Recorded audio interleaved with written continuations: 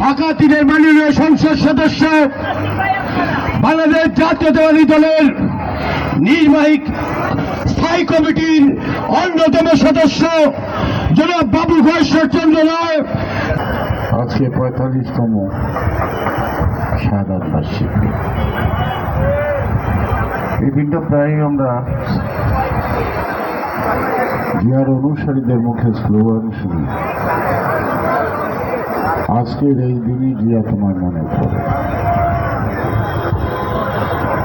আসলে এই দিনে মনে পড়ে না, সবসময় মনে পড়ে। আর যদি সবসময় মনে পড়ে তাহলেই আমরা জিয়া যা করতে চেয়েছিলাম তা করতে পারব। তাকে মনে করা মানে তার কর্মকে মনে করা, তাকে মনে করা মানে তার চিন্তাকে কর্ম করা, তাকে মনে করা মানে তার দেশ সম্পর্কে ভাবনাকে মনে করা।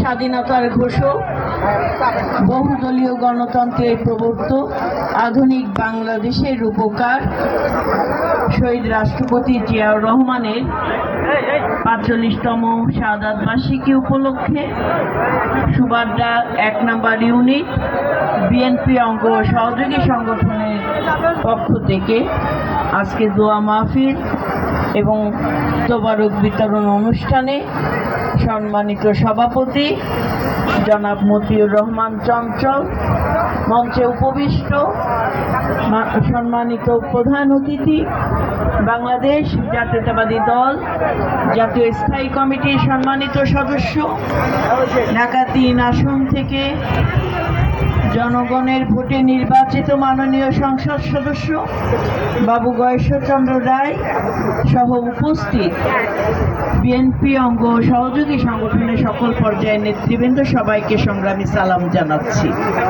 আমার সামনে উপস্থিত আমাদের এই ইউনিটের বিভিন্ন পর্যায়ে আমাদের শ্রমিক জনতা, সাধারণ জনগণ, যারা মা বোনেরা উপস্থিত হয়েছেন, আমি আপনাদেরকে সালাম জানাচ্ছি। সম্মানিত সাংবাদিক ভাইদেরকে সংগ্রামী সালাম জানাচ্ছি এবং আজকের আয়োজনে যারা অংশগ্রহণ করেছেন তাদের সবাইকে সবার কাছে কৃতজ্ঞতা জ্ঞাপন করছি। শহীদ প্রেসিডেন্ট জিয়াউর রহমান বাংলাদেশের আপামর জনগণের জন্য একটি আদর্শের নাম। শহীদ প্রেসিডেন্ট জিয়াউর রহমান 1971 সালে মহান স্বাধীনতা যুদ্ধে তিনি মুক্তিকামী জনতাকে মুক্তির পথ দেখিয়েছিলেন। রণাঙ্গনে যুদ্ধ করেছেন, জেট ফোর্সের নেতৃত্ব দিয়েছে, একটি স্বাধীন বাংলাদেশ আমাদেরকে উপহার দিয়েছে।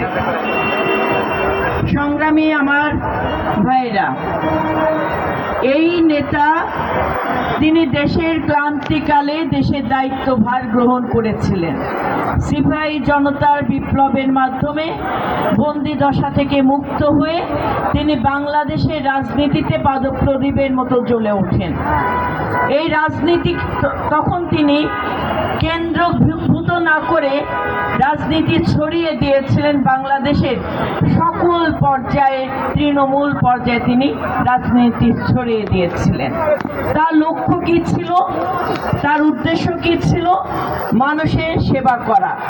অর্থাৎ রাজনীতি মানে রাজার নীতি, যেটা করেছিল শেখ মুজিব সরকার, এক নায়কতন্ত্র কায়েম করা, ফ্যাসিবাদ কায়েম করা, বাকশাল কায়েম করা, সংবাদপত্রের স্বাধীনতাকে হরণ করে একদলীয় নীতি তৈরি করেছিল। সেই জায়গা থেকে শহীদ প্রেসিডেন্ট জিয়াউর রহমান বহুদলীয় গণতন্ত্র প্রবর্তনের মাধ্যমে সংবাদপত্রের স্বাধীনতাকে উন্মোচন করে দিয়ে মানুষের কাছে, রাজনীতিবিদকে জনগণের কাছে যাওয়ার যে প্রেরণা জুগিয়েছিলেন, সেটা থেকে আমাদের শেখার বিষয় আছে। আজকে তিনি তলাবিহীন ঝুড়ি থেকে এই বাংলাদেশকে বিশ্বের দরবারে খাদ্যে স্বয়ংসম্পূর্ণ একটি দেশ হিসেবে পরিচিতি লাভ করে দিয়েছিলেন।